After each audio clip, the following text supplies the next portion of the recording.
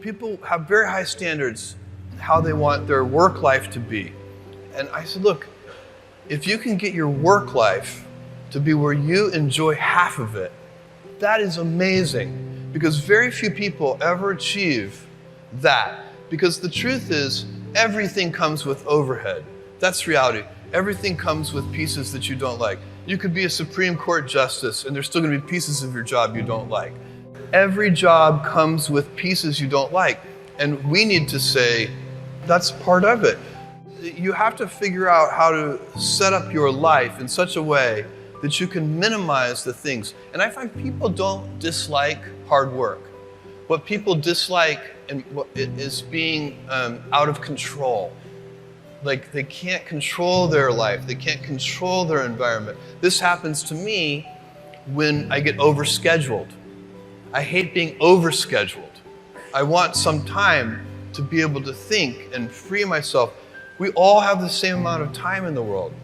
Nobody has more time than anybody else. And when you become a very successful person, one of the things, you start to get overscheduled.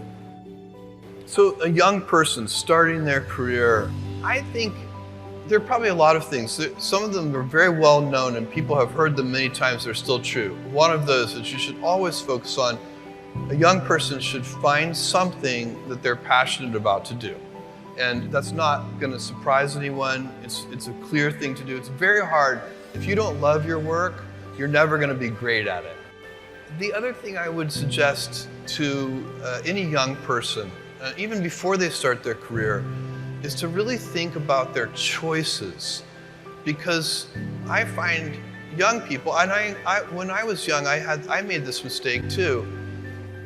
You can get very fixed on your gifts. So everybody has gifts. You know, you have gifts and you have things that you didn't get gifted. Maybe you're extremely beautiful. Maybe you're extremely good at mathematics. There are a lot of things that you can be given.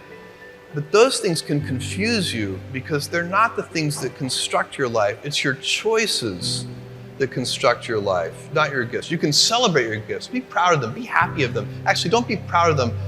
Be celebratory of them. But you can't be proud because they're gifts. They were given to you. You didn't earn them. You can only be proud of the things you earn. And so as I got older, I started to realize I wasn't proud of my gifts. I was always good at school. School was always easy for me. And I was always proud that I was a great student. I got A's in all my classes.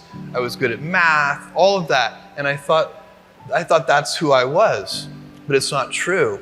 Those are the things that are gifts. What was hard for me is deciding to work hard, deciding to use my gifts in certain ways, to challenge myself, to do things that I didn't think I could do, to put myself in uncomfortable situations.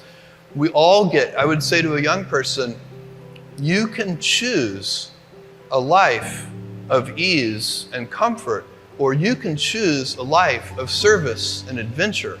Which one of those, when you're 90 years old, are you going to be more proud of? My advice would be the same for any kind of entrepreneur, and that is make sure that you are focused on something you're passionate about. So if you look at the early internet companies, they were started and focused on doing something that they thought was very interesting long before the internet was fashionable in any way. We are currently an underdog once again. We've been in business for 6 years, and there was exactly 1 year where we were not the underdog, and that was 1999. I like the underdog years because it makes, I liked it when all the people we hired, their parents told them they were crazy. Like that was kind of the good era. Fortunately, it's back. In 1999, all the parents were like, giving their brothers and sisters high fives. My son is working at Amazon.com. So that's a very, you can't follow the fashion when you're trying to do a startup company, or I think really anything in life. But you have to, as an entrepreneur, if you're gonna build a company, Pick something you think is interesting that has the intersection of genuinely creating real customer value, and then just stay right there and let the wave catch you. Whatever it is that you want to do, there's going to be risk in your life, and risk is a necessary component of progress.